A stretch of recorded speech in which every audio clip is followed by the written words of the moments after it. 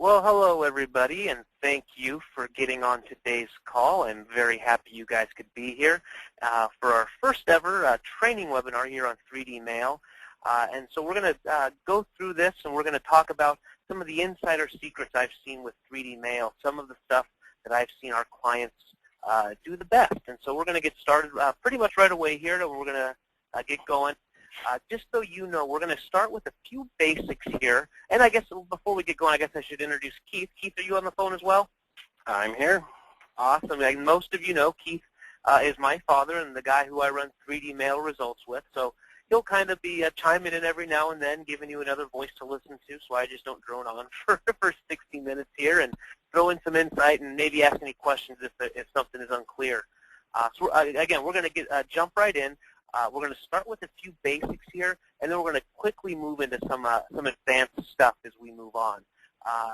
So as we move ahead here, the thing to keep in mind is, if my screen will advance, hopefully it will, if you have any questions, they should be an area for you to type them in. So go ahead and, if you have any questions as they come up, feel free to go to the little GoToMeeting thing there and type them in, and we'll get to them at the end of the training. So that way we can get all the information that you guys need, and then if you have questions at the end, just be sure to stick around at the end, and I'll be sure we go through and answer those.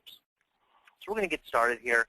But it's sad but true that in any business, great marketing and mediocre ability will outperform great ability and mediocre marketing every time. Now, that maybe isn't the way it should be, but that's frankly the way it is.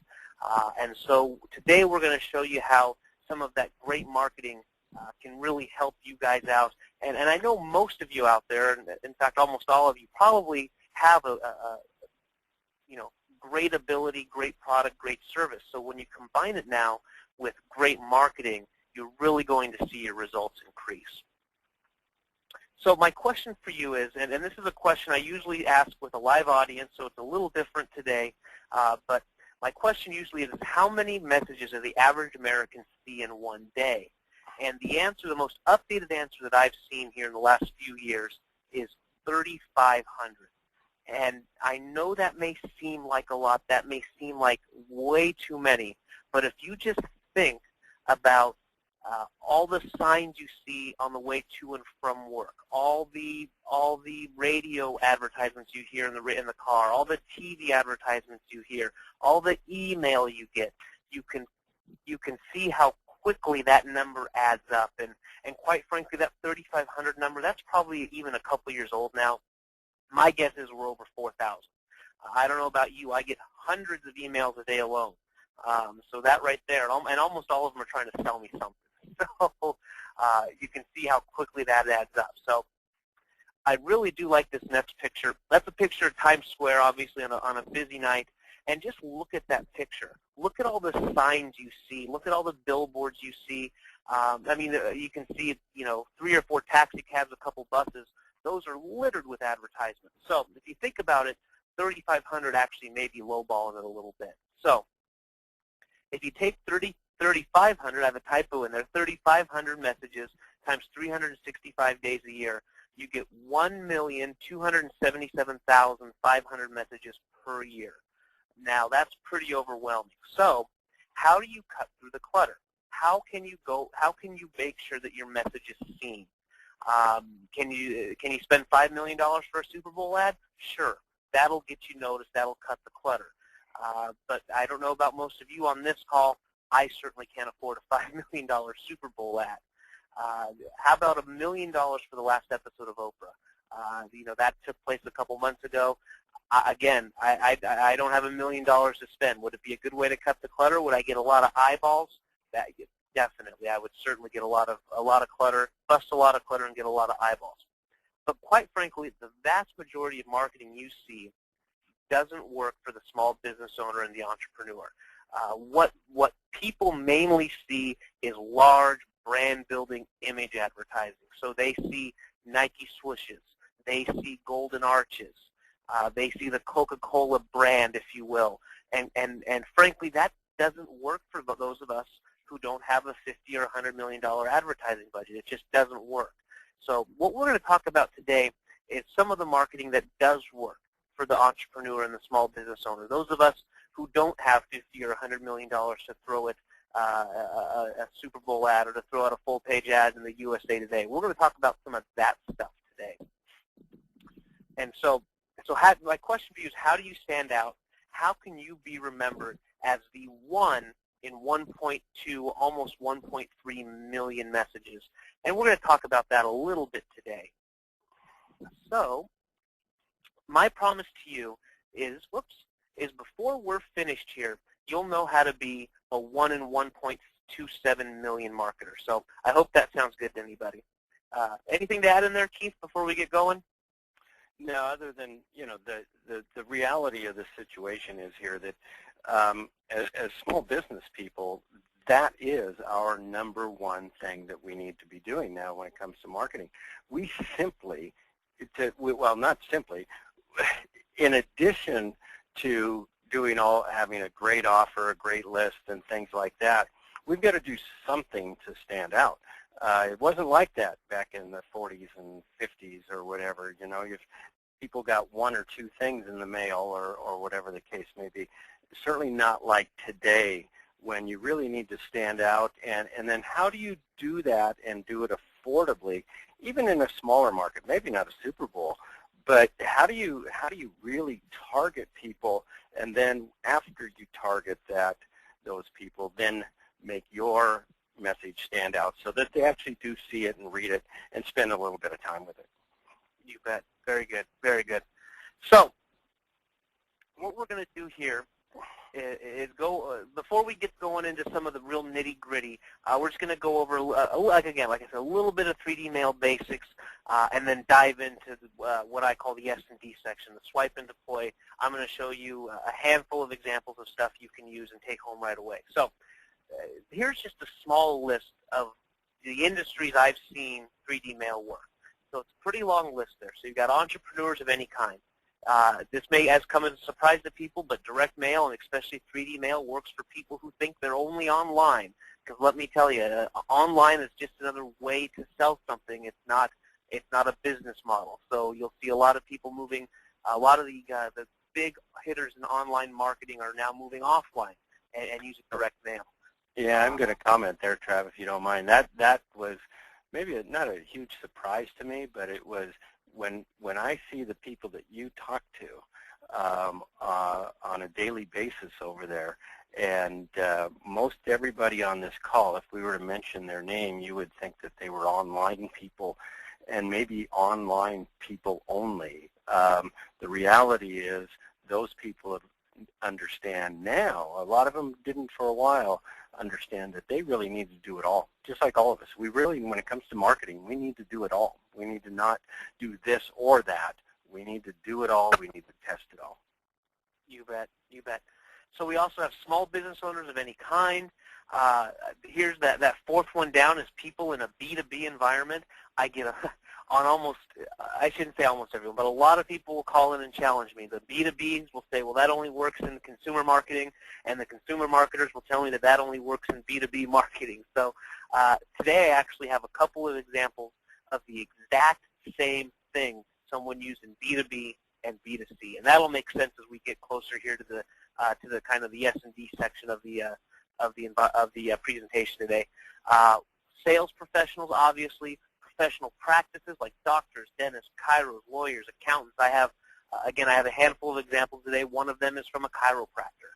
I have stuff for authors and speakers and consultants, information marketers, and then last and certainly not least is people planning to start a new business. So that's the list I came up with in about 30 seconds. I could probably double that list if I spent a couple minutes more thinking about it. But it really is proven to work in just about any industry. In fact, any industry I've ever worked in, it can work if done correctly. And we're going to talk about how to do that stuff correctly today. So what is 3D mail? So again, normal mail is flat. So if you think about it, you get a regular old postcard in the mail, you get a regular old envelope in the mail, and there's not much to it. It has length and it has width. 3D mail has length and width and depth. So 3D really does say it all. Others have called it lumpy mail. Others have called it dimensional mail. If you've been around the direct response marketing world for any amount of time, you probably have seen one or both of those terms. It all means the same thing. And so the biggest thing here is that it doesn't look like anything else in your mailbox. That's the biggest thing that differentiates us from any other kind of, quote, flat mail, is it's going to look and feel different than anything else, and that's a very important thing. So what is 3D mail? It can be an envelope with something in it. So you can see there's a picture of socks. We've actually mailed socks in the mail before. So you put socks in a 6x9 envelope there, and out the door they go. That's obviously something very different than what they're used to getting. Here's one a lot of you probably have seen before. We send out a little worry doll. I don't have an example of a worry doll in this presentation today. I have an example of something similar, so we'll get to that as we go. But again, it can be something even little tiny like a worry doll, but again, it allows enough lumpiness then to get it to make sure that it looks and feels different. Yeah, and I'll comment on that one. It sounds like you're not going to talk about it too much more, is that, that's a great one for postage too. Even though it's certainly lumpy, but it's not so lumpy that it bumps the postage up. Is that right, Trav? You know more about postage than I do, but yeah, it does bump it up a little bit, but only to standard postage. Standard postage is 64 cents. This is only 64 cents. So what's great about this 64, one is 64. Yeah, is that 44 and 64. Yep, is that it's very, very inexpensive to add this, but it does increase the response significantly, and that's what we're looking for. We're looking for increased response and increased ROI, and we're going to get to that as we move on a little bit here. So it can be things we put into an envelope. It can be things that don't even go into an envelope, and this is an example from of one I have later in the presentation. So it can be an actual pill bottle that you actually put through the mail. It can be a message in a bottle. This is another one we're going to show you a little later. So again, this doesn't go in any sort of envelope. It doesn't go in anything. We actually just drop this right in the mail, and we'll get into more depth on this one. And then, of course, our most popular one is the bank bag. And again, I have this one ready to go as an S&D example here at the end of the call as we move forward. So that's what 3D mail is. As you can tell, it obviously looks and feels very, very different than anything else you're getting in your mail or anything else your prospects, clients, and patients are getting. And there's another one that we're going to show a little bit more in depth later on this call, is the treasure chest, and we're going to show that one as well. So according to Better Homes and Gardens, the first thing people do when they get home is open their mail. And if you think about it, what does your routine look like? If right now my wife is a stay-at-home mother. However, she goes and gets the mail, and what's the first thing I do when I get home? Well, I go to the kitchen counter and I look at the mail. When we were both working, it was, whoever got home first, the first thing we did, walk out to the mailbox, walk inside, look at the mail. So, that the vast, vast majority of people out there are going and looking at their mail first as soon as they get home, which gives us a tremendous opportunity to sell something if we do it right, if we stand out, if we look different. So you've got to do what I call is get your mail into the A pile. And we have three different types of mail. We have A pile, we have B pile, and we have C pile. And you want your mail in the A pile. And so what's in the C pile? Well, pretty obvious with that graphic that's up there now. It's trash. It's junk. It's obvious junk mail you don't want, you don't need. So maybe it's one of the, if you're anything like me, the 6 credit card offers you get in a single week, or whatever it may be. The bottom line is it looks like everything else you receive each day.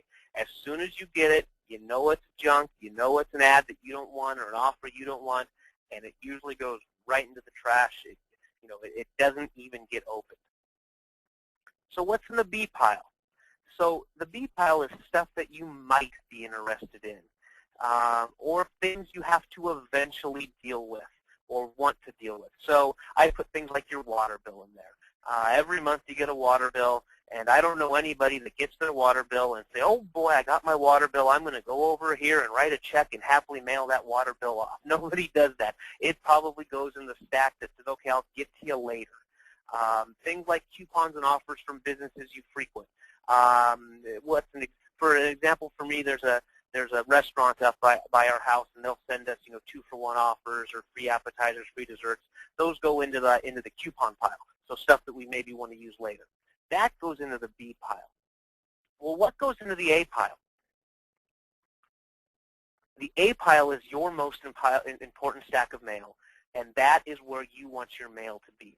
And I've got an example here for you. It's a little extreme, but I think it really paints the picture. So let's say you are having some health problems, and you go to your doctor, and the doctor says to you, well, we have to draw some blood, and we need to draw some blood, and we need to send it off to XYZ Laboratories over on the East Coast.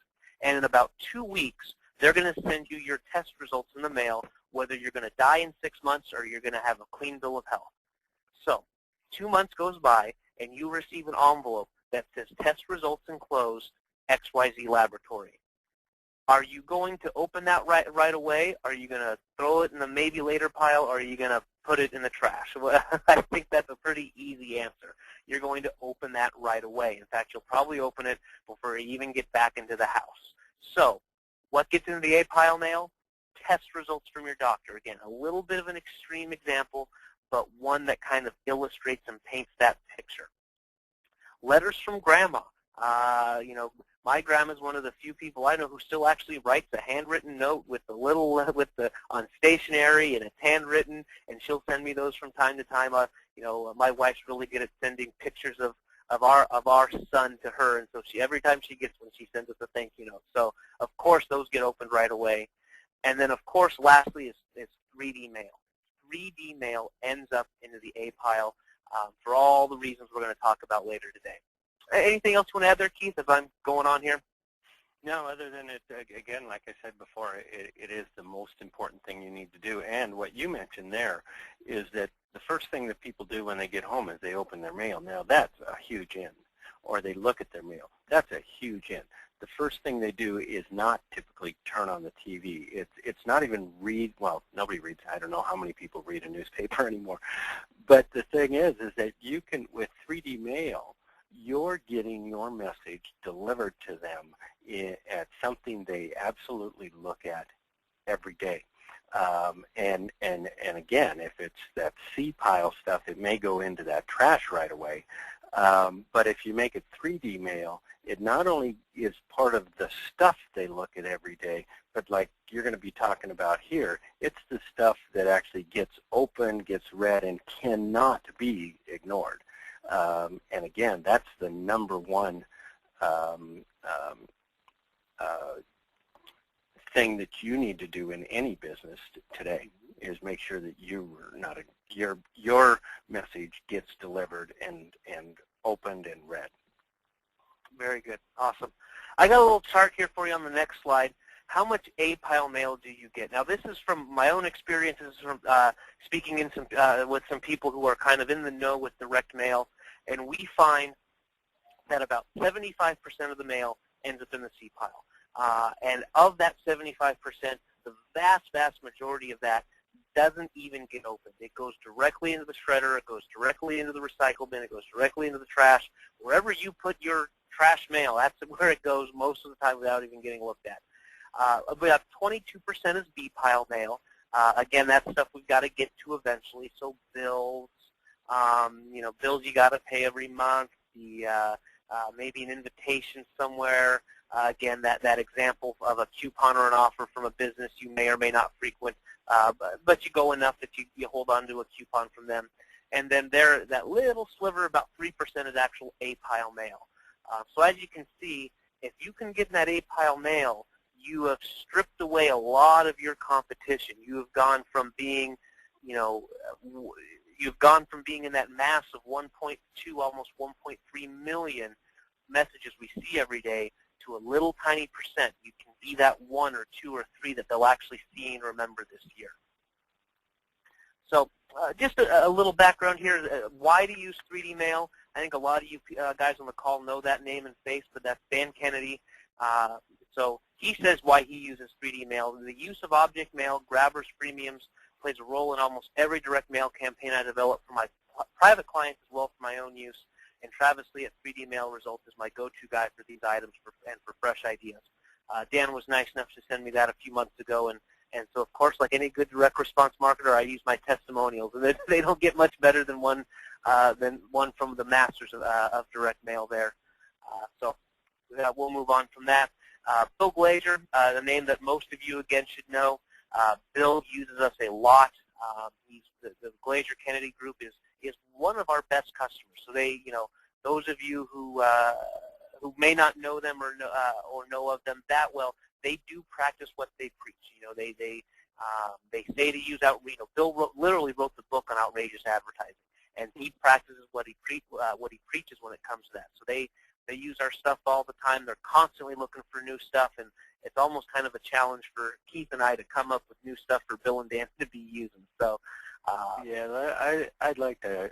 One of the things, if you're a Kennedy guy and you just get the normal stuff, you may not see a lot of 3D mail, but I know that Travis is going to talk about targeting your lists a little bit later, and that's when the guys at GKIC really get involved in this. For instance, if and I don't know if you have it later on or not, Trav, but if they're doing a seminar in Chicago, for instance, they'll send our little automobile, our little car, our Matchbox car type thing with the envelope saying "Zoom, Zoom" on it, and people are coming from all across the country and the world to attend this, and you can drive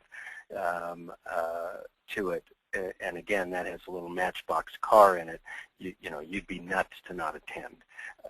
So again, they're practicing what they say, and that it's not necessarily using 3D mail in their big lists, of whatever, 25,000, but in slicing and dicing their list is the areas that you'll see the Kennedy guys using a lot of 3D mail. Yeah, and as we move on to the examples here in the second half of our presentation, we're gonna hit on that pretty good. We're gonna hit on slicing and dicing the list because direct mail in general is a great way to make money. It's a great way to sell. It's a great way to market your business if done the right way. And we're going to talk about the right way to do it. So that's a great little foreshadowing of what we're going to talk about a little bit later. So perfect. So again, why do we want to use 3D mail? First off, obviously the expert use it and recommend it. Bill and Dan are some of the best direct mail marketers out there, and they're using and recommending us quite a bit. So there's that. Here's one that's interesting that often people don't think about, and you can actually multiply your results. You can get a 2-for-1, a 3-for-1, even a 5-for-1 effect. And here's what I mean by that. Most of you probably know, since we're in marketing, that Keith and I are like we're marketing junkies. we love seeing it. We're like on everybody's mailing list. We're on everybody's email list. We actually like getting marketed to, so we can see what's working. Well, when someone sends Keith a piece of advertising that's really cool, what does he do? He walks over to my office and he shows me. And he may walk over to Jerry, our sales manager, and show her. And he may walk over to Mary, our operations manager, and show her, because this thing is so cool. And so what ends up happening is he may have sent it to Keith, but now 3 or 4 or 5 different decision makers have seen this thing. And all it takes is one of them to say, yeah, that's really cool, but did you read the stuff inside? That's really cool too. And so imagine if you could get all of the decision makers you could possibly need to make a decision to see your stuff. How much easier is that sales process? And we're going to talk about this on another slide later, but the example I gave is in a business. The same thing goes at home. So if you sell, let's say you offer how to get your kid into college and how to pay for it. Well, if you have mom and dad there, it's a whole lot easier than having just mom or just dad. So it multiplies that effects. So you get more opportunities to sell. And it also it adds a personal touch. When you send this kind of marketing, when you send outrageous 3D mail marketing, it adds a personal touch. The recipient feels, oh, wow, this person made this up just for me, because it is so much different. So to give you an example, when you could first put a name in an email, in an automated email, that worked like gangbusters for years, or not years, but for weeks and months, because everyone thought, well, it has my name in it. He must have sat there and typed this email just for me. Well, now we all know that there's programs that can put people's names and addresses and business names into emails and take it offline. We can do it in sales letters, and it's really easy now. However, it's not that easy to, or it's not as perceived to be as easy, I should say, to take a message in a bottle, stuff it into the mail, put your letter inside, get the postage on, and send it out. That person really feels like they're the only person who got that.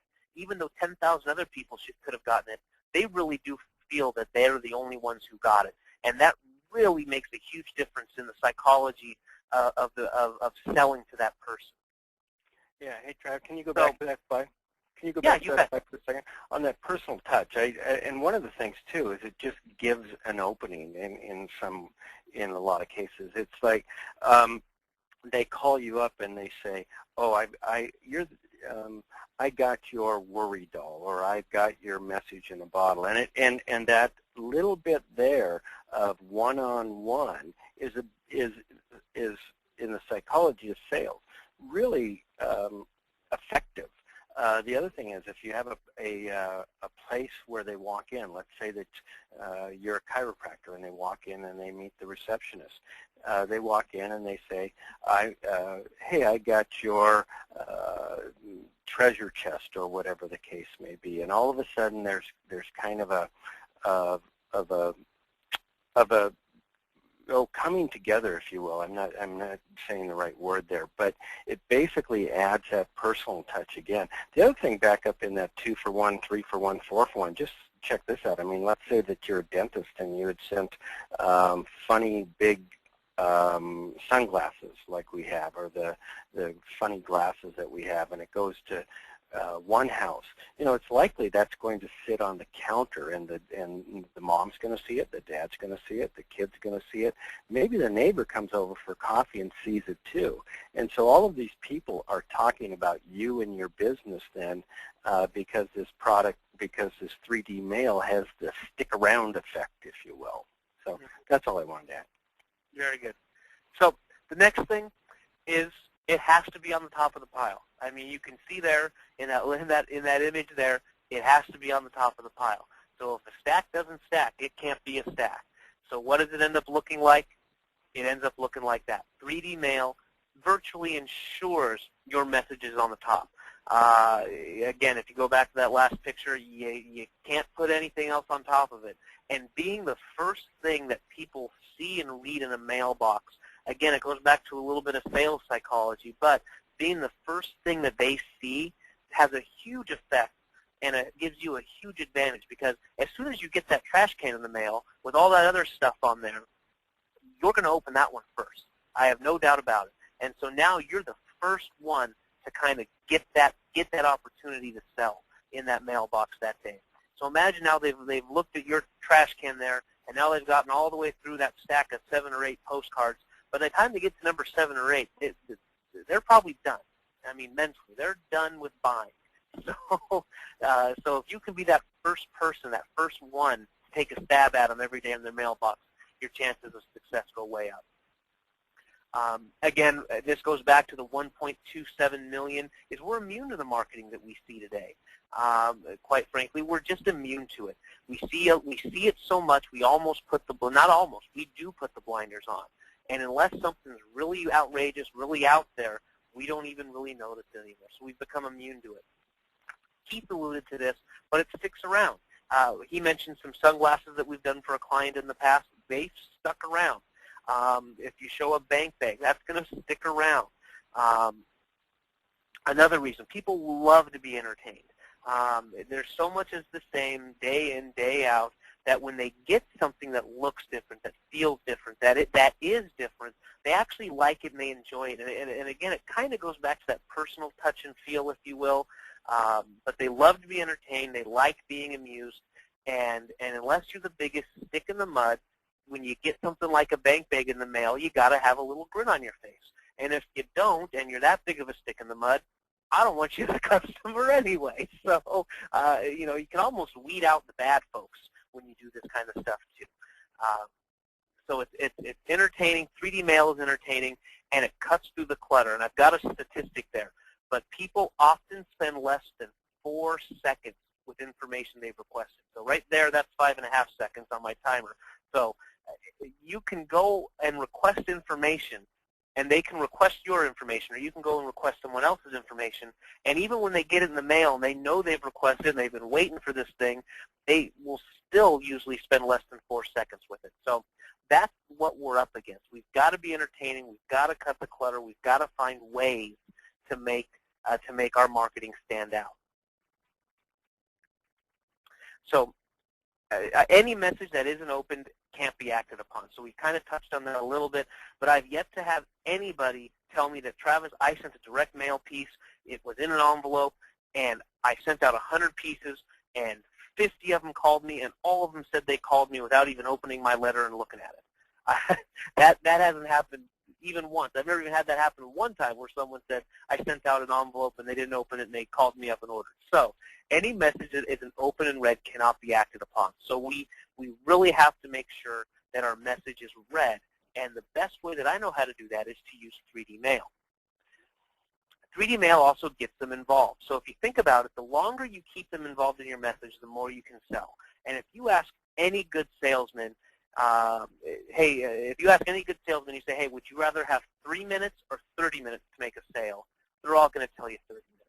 And so the longer you can keep them involved in your message, the more it can, what I call the sit-around effect, even, if you will. So you send something in a trash can. They open it up. They read it. They've not instantly moved to do anything, but then they put that trash can with the letter back on their desk, and maybe they come back to it a few hours later. Maybe they come back to it a day or two later, but it keeps them involved and it sticks around longer. And busy fingers increase response. So as soon as you start getting them to touch things and feel things and open things up, so imagine the bank bag, if you will. They've got to open the zipper. They've got to take out the letter. They've got to unfold it. They've got to read it. Of course, they're going to look at the bank bag. So picture, in your mind, if you will, get one of those things. You're going to pick it up and maybe flip it around a couple times and open the zipper. So busy fingers increase response. So it's very, very important to keep them involved and stick, and quite frankly, to stick around and keep them involved. And the number one hurdle it overcomes, and the number one hurdle we face direct mail, is getting opened and gaining attention. And I hit on that on the last one, but I want to re-emphasize it here. You cannot make a sale via direct mail if they don't open and look at your message. And so what we're talking about here is ways that virtually guarantee that your message is going to get opened and read. So with all that said, the biggest thing to remember of why 3D mail works is really, honestly, who cares? So I just spent 10 minutes on telling you the virtues of why 3D mail works.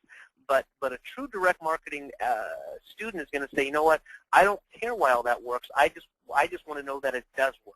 And everything we've talked about so far has been tested time and time again by direct mail professionals. So people like Glazier Kennedy, people like myself, we have tested this stuff up and down, and we find that this stuff just works. So you'd be smart to at least give it a test.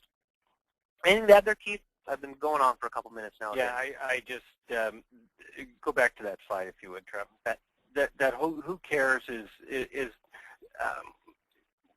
often new people to marketing get caught up in the why it works and get so caught up in that if the why doesn't make sense to them, they just can't see through it, and they may not do it. If it makes perfect sense to them, they'll continue to do it, but it really doesn't matter one way or the other. What matters is you continue to do it if you get results.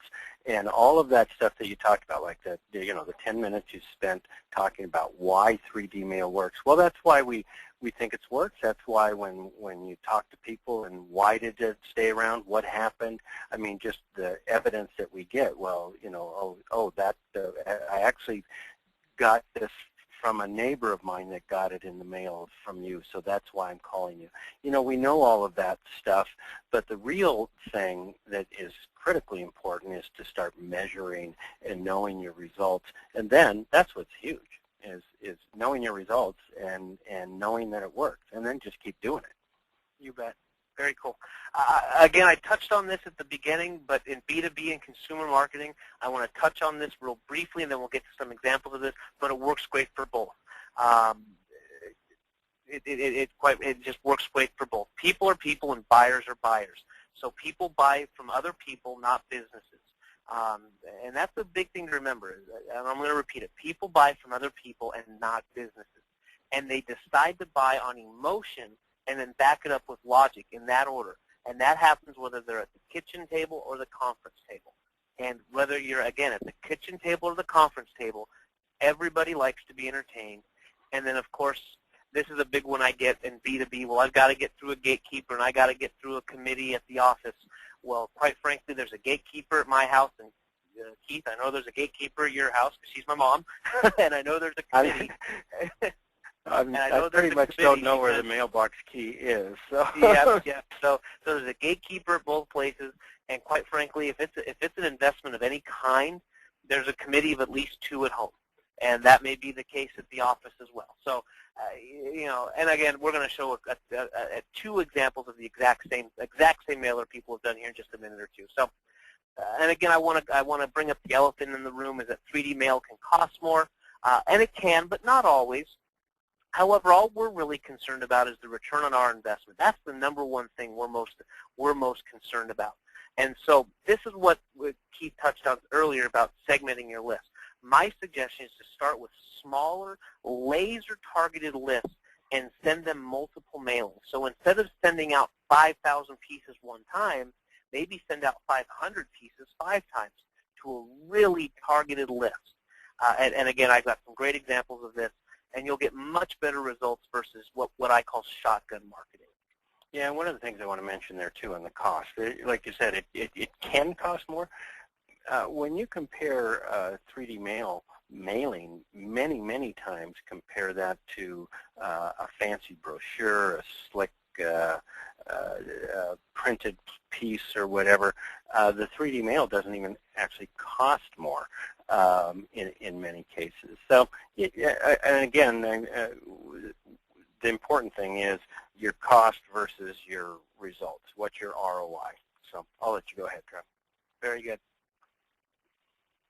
So again, as your profits grow, you can move to larger mailings until you're at capacity, and then mail to maintain capacity. That's a great way to do it. The first example I have is a great example of that.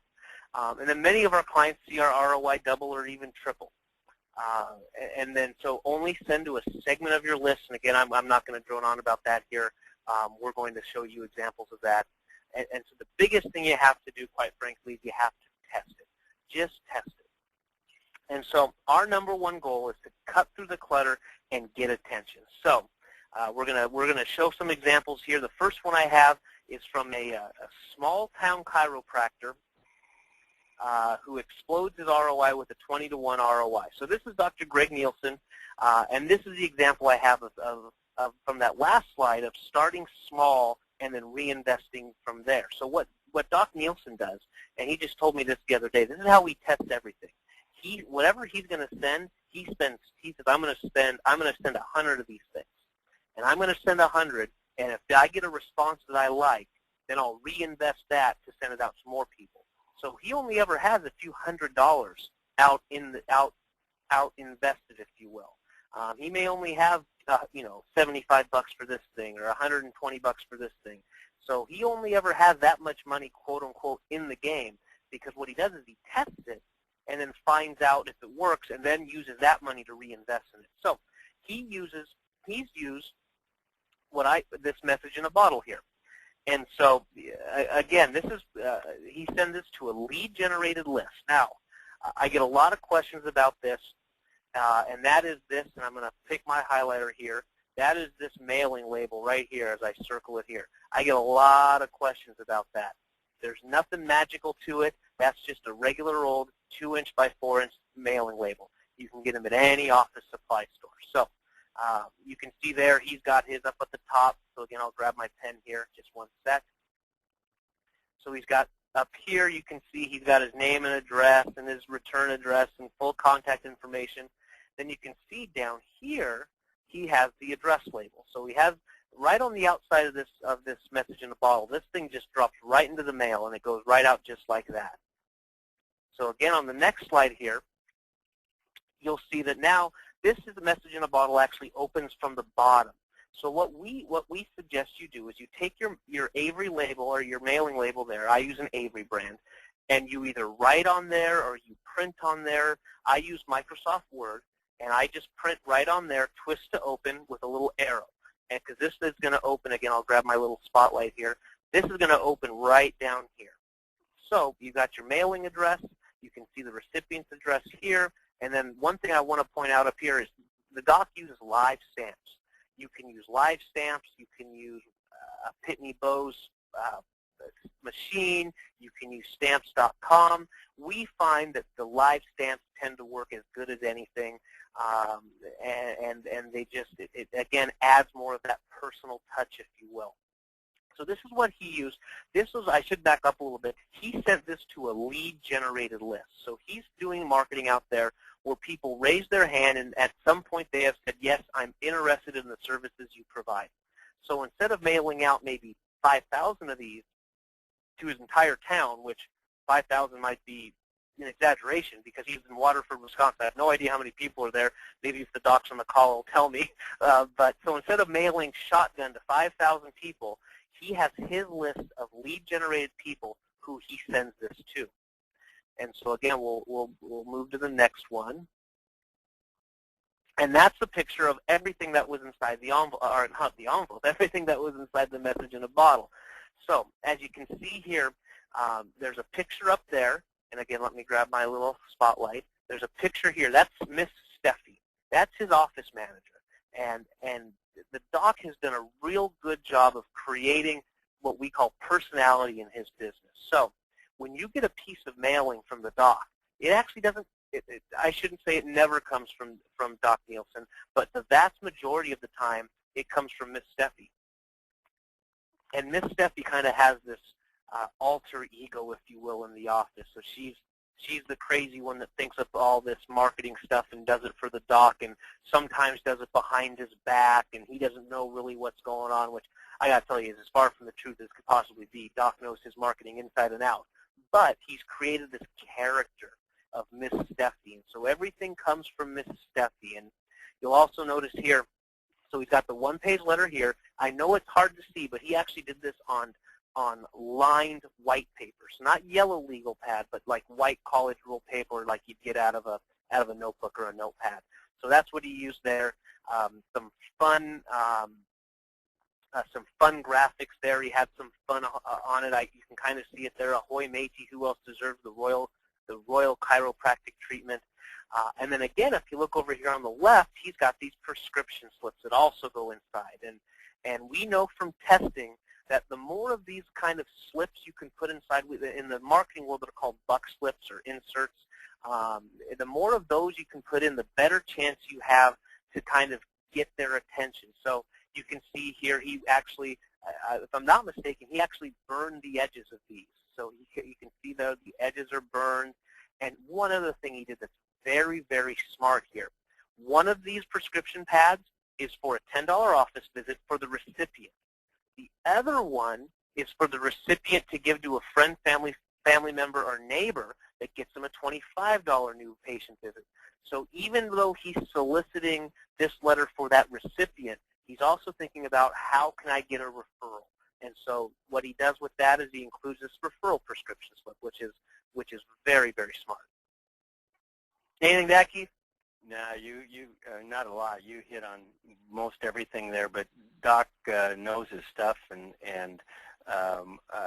if you didn't point out this is a great idea here of actually putting in the referral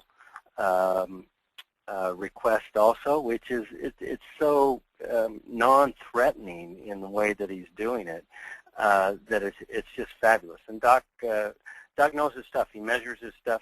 And he comes back and uses this quite often. And again, not doing this to everybody, but doing it to a lead-generated list that he knows is somewhat interested in him already. You bet. The next slide I have here is just a little bit of the numbers that the doc gave me. They consistently get between a 25 and and a 32.8. We talk about knowing your numbers. A 32.8 response rate sending out. He does about 200 to 300 per month. So on his list, he has a few hundred. He has more than a few hundred. But he only sends out to a few hundred of those people each month. And so that's the important part. He only has a few $100s of in the game, if you will. But when you're getting a 25% response rate, that's a lot of money coming back. And in fact, he did the math for me. He said he makes $2,055 for every $100 he invested in this promotion. And in typical Wisconsin fashion, that buys some serious grilled cheese sandwiches for the family. Because guys in Wisconsin, all they do is talk about cheese. So that's actually his testimonial that he emailed me about a year ago when he was obviously ecstatic with those results. So yeah, and one of the things I want to point out there too is that Doc, it's not all 3D mail. Doc does what I mentioned real early on here. He does everything. He does postcards. He does other direct mail, almost all direct mail. But it's not just 3D mail every time. But he comes back with 3D mail quite often, and he's one of our very best clients. He's coming back to us a lot too, so that's good. So we're going to talk about a lost client campaign. Now, this is one of those ones now where I have a B2B and a B2C example. But first, just real quickly, we'll talk about lost clients. This is a lost client campaign. This is a person or a business who has previously bought from you, but now hasn't bought from you in a predetermined amount of time. And to be honest with you, that time is different from business to business. So let's say you're a breakfast diner, and you serve breakfast every morning, and you got your group of regular clients that come in at least once a week. So after 1 week, if they don't come in, I'd be worried about them, and I'd be thinking, if John comes in every Tuesday and sits his rear end down at the stool at the diner, and this Tuesday he didn't, where's John? So that would be my question. So that's a breakfast diner. In a menswear retail store, it might be 4 to 6 months. So every season they should maybe getting something new. Every 4 to 6 months. That number comes actually straight from Bill Glazier, who many of you know owned a retail menswear store before he got into the info marketing and the Glazier Kennedy world. So his feeling was every 4 to 6 months, the turn of every season, they should at least be coming back and getting me something. For a dentist, obviously, out there, it's 6 to 12 months. For a car salesman, it may be 3 to 5 years. So what's the right time? To be honest with you, only you can answer that for your business. There are obviously some guidelines that we can use, and we can go over those with some questions. But really, the best time is you've got to kind of look at your order history, look at your customers, and say, when's the logical time they should come back? So this first one comes from Mark Daniels. Mark has an auto repair shop, Dan's Auto Service, in Taberg, New York, and he got an 18% response rate over 3 steps. I'm only going to show you the first step. That's all we have time for. But just know that a lot of the stuff we're going to talk about transferred to the other steps as well. So again, he sends out our boomerang. I've got a picture of that coming up. So here's a picture of the envelope he used. This is a mock-up of his envelope. I didn't have his exact envelope that he sent out. Somehow that got separated from the rest of the letter. But you'll notice a couple things here. This boomerang is actually slightly larger than a regular number 10 envelope. So we use what's called a number 12 envelope. And let me grab my spotlight here. So this is a number 12 envelope. It's about a ½ inch bigger all the way around than a standard number 10. The great thing about it is it's still what the post office calls a normal sized envelope. So you're not going to get dinged for sending it because it's too big of an envelope. So that's the first thing to think about. You can get these anywhere. I get mine at staples.com. If there was a local office supply store here that sold in the Kent Valley where I am, I'd get them there, but I get them from staples.com. You can get them from any office supply store. So again, it's the number 12 envelope. Prices are very comparable to a number 10. I mean, they're slightly more expensive, but you may be talking a penny and a half per envelope. So I mean, it's almost a wash versus a regular number 10 envelope. Again, you don't see it here because I couldn't find his exact envelope. But when he sent this out, he actually put, he did one of two things, and he may have done both. I believe he put his name and his business name as the return address. And the reason for that is These are past clients, so presumably they know and at least recognize your name. So having your name on the outside of the envelope probably does a little bit of work for you in making sure that gets open. As a general rule of thumb, if I'm sending to my own customer list, I'll use either my name or my company name. If I'm sending out to prospects, so people who don't know Travis or 3D Mail from, the guy down the street, they don't know me from anybody, I'll typically just use my own address. Again, that's a big, broad, general rule for direct mail, but it's one I follow for the most part. So let's see here. Let's go to the next screen here. And now you can see here, so we've got his number 12 envelope here. And let me grab my spotlight again. He's got his number 12 envelope here. He's got the boomerang. And with this, we put the boomerang into the fold of the letter. So you can see a trifold. We just have a trifold letter here. And that boomerang just goes right into the fold of the letter, and then we stick that inside the envelope. So again, very easy, very cool. And here's here's the actual letter that Mark sent out. And so you'll see here just the headline, "We want you back."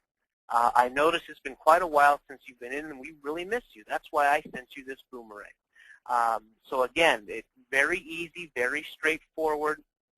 A couple things I want to point out on this letter. He uses the use of free gifts. So he's giving away an umbrella and giving away a pen set.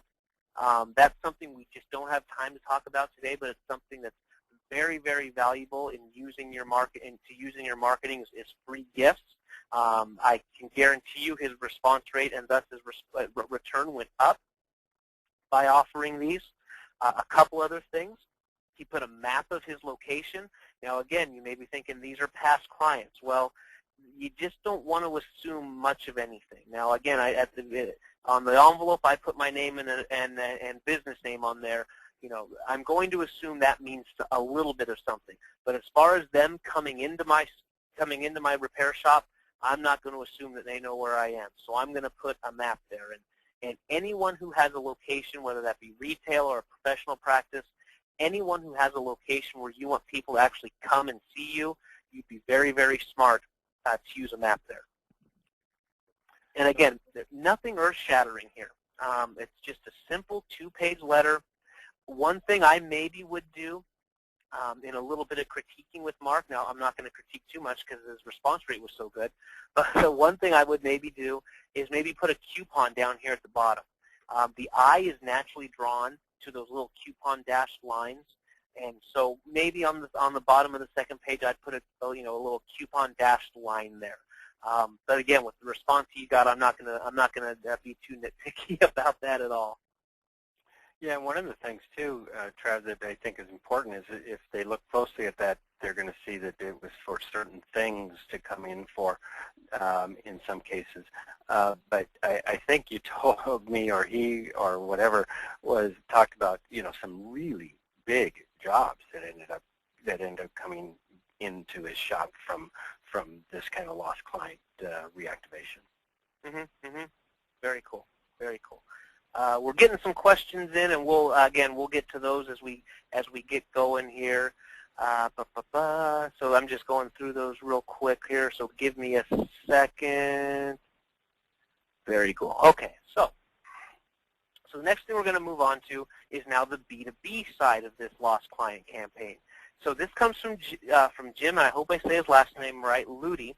He sells from Gel Light Candle Corp in Mentor, Ohio, and he sells ready to sell, in quotes there, candle displays to gift shops and other retail stores. So if you can imagine it, when you order some candles from him, they come in this big display, big box display, and all the owner of the store literally has to do is pull back the front of the box, and it's like a ready-to-go assembly of stuff and of candles. Now I know you guys have all seen those before.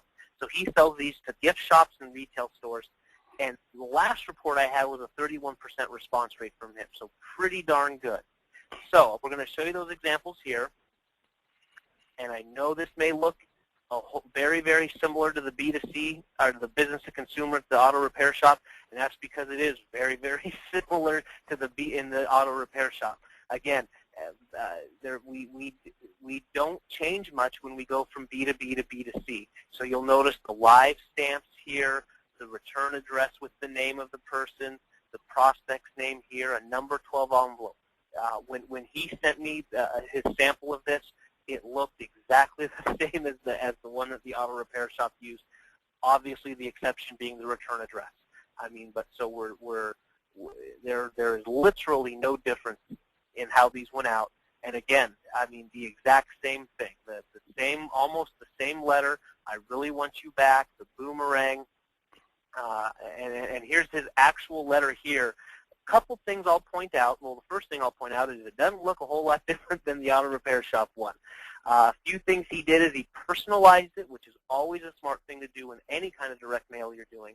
So this one went to Tailored Pooch, I really want you back, and then Dear Teresa. So he got the name of the business in the headline, which in B2B is important, and then he also got the name of whoever his contact was. Teresa must have been his contact when she previously purchased, and he was able to get that name in there as well. You'll notice here a couple of other things he did.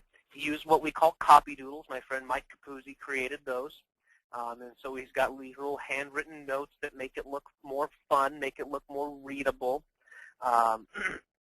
He adds some highlights and some bolds.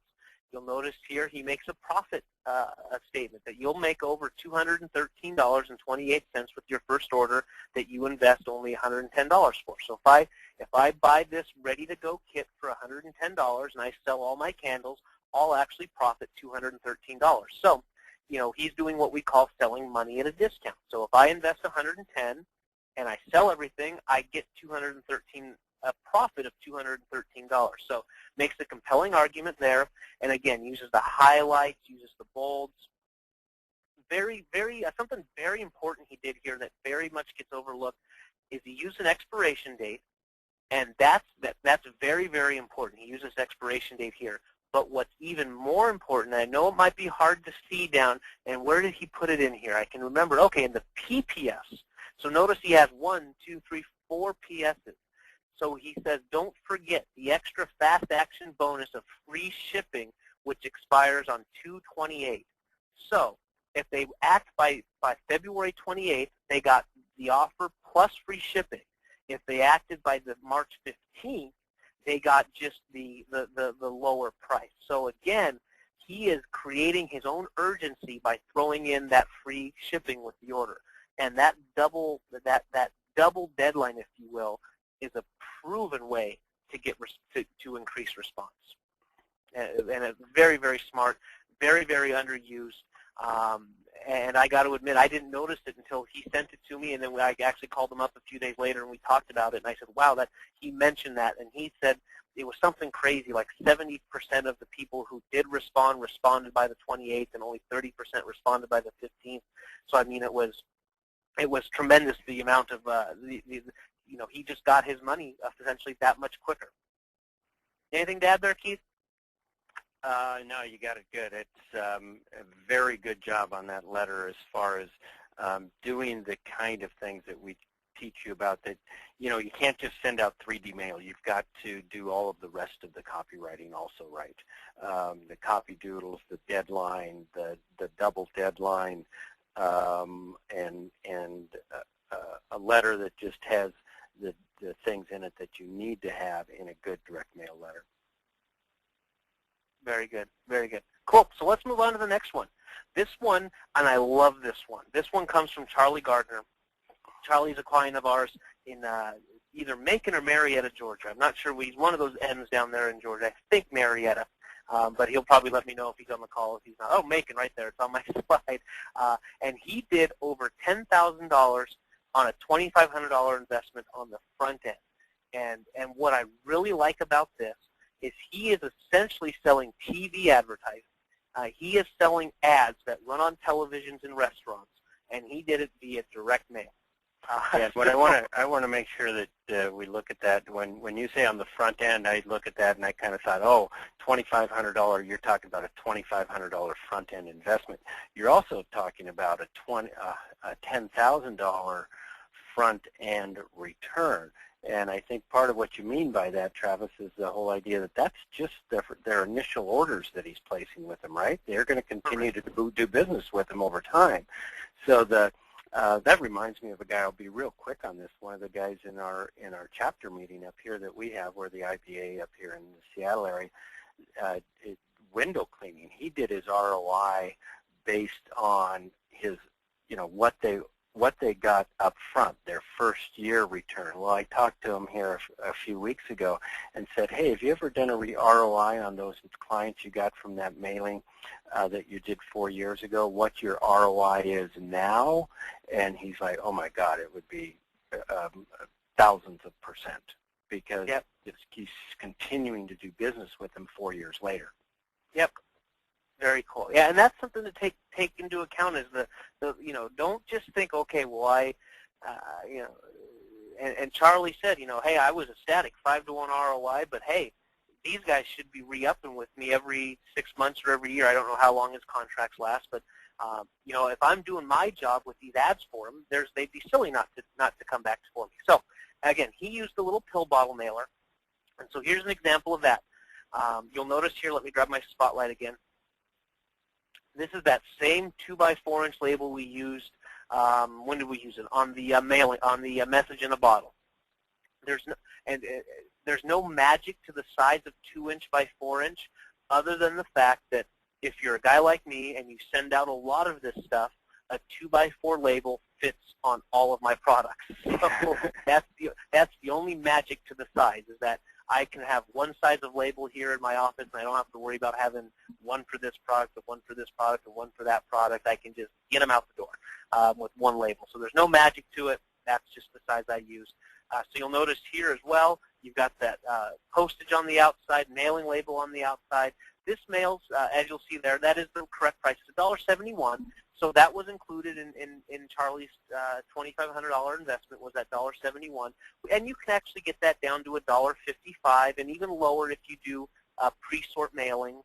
You got to have a few hundred to send those out. So when we sent this out for Charlie, we actually got that down to $1.55.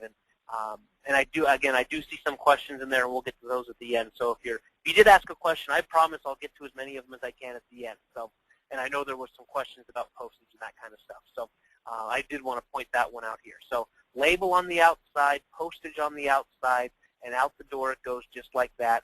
You'll notice I'm going to go back. Actually, I can go forward. It's one of those child-proof locks, so there's no way this thing's coming off in the mail. I mean, you got to push down and twist. So here's his letter. You'll notice that we fold it up, and we fold it in half twice. We fold it in half, then we fold it in half again, so you get a little strip, and then we actually just roll it up there. So you can see that. It's just rolled up right there, and here's what it looks like when it comes out. So, I mean, is it a little wrinkly? Sure. Is it in perfect pristine condition? Absolutely not. But, I mean, even in this is a picture I took the other day, and even the picture shrunken down, you can still see that it's still very, very easy to read. And so let's go to his letter here. So the first thing you'll notice, this is the first page. He did three pages. I've gotten up to 4 and 5 pages in here. It just depends on how thick of a stock of paper you're using. With this one, I'll typically use I'll use a thinner paper, so I'll maybe give up a little bit of the print quality to make sure that it rolls up and gets inserted nice and easy. So you'll notice here, he's got a pre-head with pain points. So I'm going to grab my spotlight again. So are you sick of spending big bucks on advertising that doesn't work? Looking for something new and exciting that will cut through the advertising clutter? What's something new and unique that demands attention? So again, he's got a pre-head up here, and then a curiosity-driven headline. This is just what the doctor ordered. Now, just what the doctor ordered may not work with a bank bag. In fact, I probably would advise against you using it with the bank bag. However, it fits perfect into his theme with the message, or not message in the bottle, with the pill bottle. So again, dear making business owner, I hope you find this mailing unique and creative. Unfortunately, to reach prospective customers these days, you might need to be creative and a little bit crazy. So he actually addresses the elephant in the room at the time, which is, why the heck am I getting this pill bottle? So he answers it with the headline. This is just what the doctor orders. And then he answers it right away in the very first paragraph of his body copy saying, hey, I know it's busy out there. I know it's crazy. And, boy, I got to do something to get your attention. So instead of avoiding it, he actually brings it up and turns it into a positive. He turns it into something of hey, this is so important, I had to get your attention, and the best way I knew how to do it was to send this thing to you. So, so again, curiosity headline, pre-head. Here's the second page of his letter. You'll notice that there's testimonials here. Let me grab my spotlight again so you can see. He's got his testimonials here. This one's from Mickey Farmer. He's got another one here from Bill Nettleton of Wine Styles. And again, so great use of testimonials. And here's the pictures of the television. So what he's doing is he gets these, essentially what he does is he gives these restaurants the televisions for free as long as he gets to have his ads running on them. So you can see here in the big part of the television is the actual television program. And then he's got the side advertisement here, and he's got what he calls the runner here. And so, and I've actually been there's a restaurant that I go to with a lot of my friends, and they have this there. And I got to tell you, it was pretty cool. I mean, so I'm not trying to sell Charlie's product to you or anything, but this is pretty cool. Again, I'm not going to critique it too much based on his results. One of the things I would certainly add, though, is a caption to the bottom of all these pictures. Pictures are your eye is naturally drawn to pictures. And if your eye is naturally drawn to pictures, you better have a caption there, and the caption better do something to further move along the sale. So I would put a caption down here, something along the lines of, I'm going to assume that this is a picture of Mickey Farmer. So I would have a caption down here that says, Mickey Farmer saw her business increase 15% the month that she ran her first ad. It's got to be true. I'm not telling you to lie. I made that up, but make sure you're truthful with that. But always have a caption with your pictures. Always want to do that. And then here's page 3. Again, he uses the copy doodles, which I'm a big fan of. I think they're very valuable. He uses some highlights. You'll notice here he uses a PS. We touched on that a little bit, but the PS, in almost every study I read, the PS is actually the second most read part of any letter. So what happens is they get a sales letter, they read the headline, and then what happens? They want to know who is it from. So they look down who's it from, and then they read the PSs. So having PSs in there is also a very, very valuable thing to have. Anything to throw in there? Now, Trav, the key is here again, I'm just going to say it one more time, is one of the things that ends up happening sometimes is people think they just magically get huge returns by making something 3D. And we've even seen it where people will throw a 3D item into a letter and then they won't even refer to it in the letter. You still have to use good copy ideas, and that's where we try to help our clients in making sure that they're using these good basic copy things. What we do with 3D mail is we'll take something that's maybe getting a very poor response in quadruple whatever, and we don't guarantee any of these numbers, but typically you still have to have a good offer and you have to have a good list, and then you've got and then if you add 3D mail to it, we can you can multiply the results many times. I talked to somebody the other day while you were gone, and she told me her offer, and I just thought, boy, that's just not enough to get anybody excited. Yep, very cool. So I've got an eye on the clock here, so we're running a little behind, so we're going to get moving here. Here's an example. This is the only example I've used from my own business during this presentation, because I wanted you guys to see what other people are doing, because I know it's easy for you to say, well, Travis, that's easy, you do it. So this is an example I used for more than just mail, and we actually use 3D mail anywhere we want to stand out to be outrageous. And this example was used as a bag stuffer at a Dan Kennedy marketing conference. So if any of you have been to a seminar, know that when you go and you sign up, you get the bag full of stuff. Well, because we're of a sponsorship agreement with them, we get to put some marketing material in there. And so just like direct mail, we need to stand out and be outrageous. So here's what we did: is we used a whoopee cushion, and we had these envelopes printed up with a picture of this guy with his brass balls on the left-hand side here, and the big headline is "Who's Got Brass Balls?" Open this letter immediately to find out who's got brass balls and how you can get your own pair right here at the Super Conference. So again, we had to get attention. This is in there with a whole bunch of other stuff. It's just like the mail. So the picture gets attention. The handwritten note gets attention. The reason we picked brass balls is because Dan was giving a talk about the quote-unquote brass balls factor you need to have in business, the mentality you need to have. So again, that was something that we did there. Here's the letter you see here. We took the whoopee cushion and we put it into the fold of the letter, and that's exactly how it went there. That's how you see when they received it. This was a 6-page letter plus a 7th-page order form, so we're not going to go through all of that by any means, but a couple things I wanted to point out is we lead with the guarantee. You'll see one of the very first thing you see here is a triple brass balls guarantee, and then the offer of $197. This is actually something we usually don't do, is lead with price and lead with guarantee, but since it was such a good guarantee and such a good price, we led with it. So again, that's something you need to consider when you're creating your offers there. And again, we gave away a premium free gift, their very own pair of genuine brass balls. So completely unrelated to anything we sell or offer. But again, it kind of has that cool to have factor, if you will. I still get calls from the people who got these free gifts, and they tell me I got them sitting right on my desk to remind me every single day. So that's our example. You'll notice there we use it as a bag stuffer. You can use it as leave behinds after your face-to-face meetings. I've had people hand them out at street fairs, conference, expos where you have a booth. In fact, I had a chiropractor who used a pill bottle at a street fair, so they got tremendous results with it. So instead of just handing out a slick brochure, they actually handed out a pill bottle there for them. So that's our example, and so I want to quickly move from that. Here's another one we talked about: finding hidden treasure in your past clients and unconverted leads.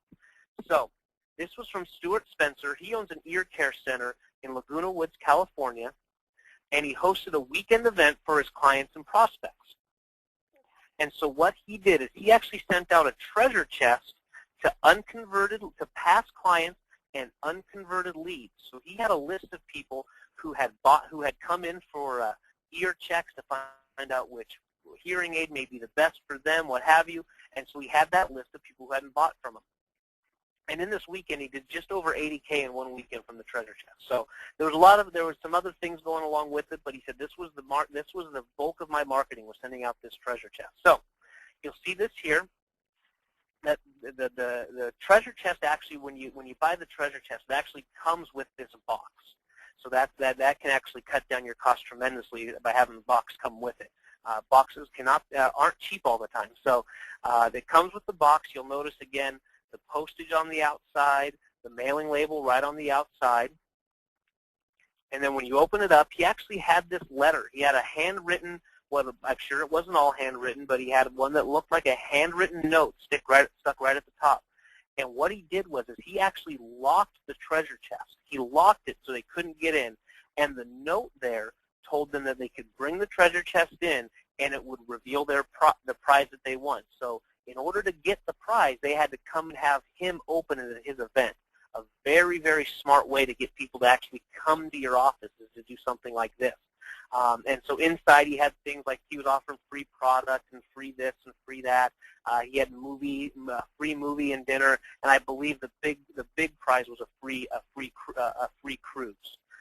So if they opened it up and the free cruise was in there, they won. Now the thing was, they had to show up with this thing locked.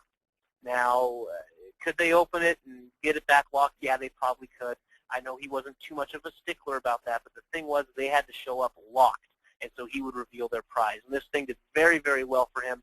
I've also seen people use this where they'll lock the chest, but they'll put the, and I'll grab my spotlight here, they'll grab the key and they'll tape the key to the chest so they've got, again, busy hands. Unlock the lock, open it, and away they go. So another very, very cool way to do this. All right. I think this is my last example. Yeah, it is. So the last one we have here is our bank bag. And I've got, again, one B2B and one B2C example in the bank bag. So this is very, very cool. This is a very, very cool one. So again, that no magic in the label, 2x4 label, postage up here. The postage on the bank bag is $1.28. And again, you can get that lower with pre-sort mailings. One thing you do need to do is the spotlight here is on the zipper. The post office does ask you that you tape that zipper down.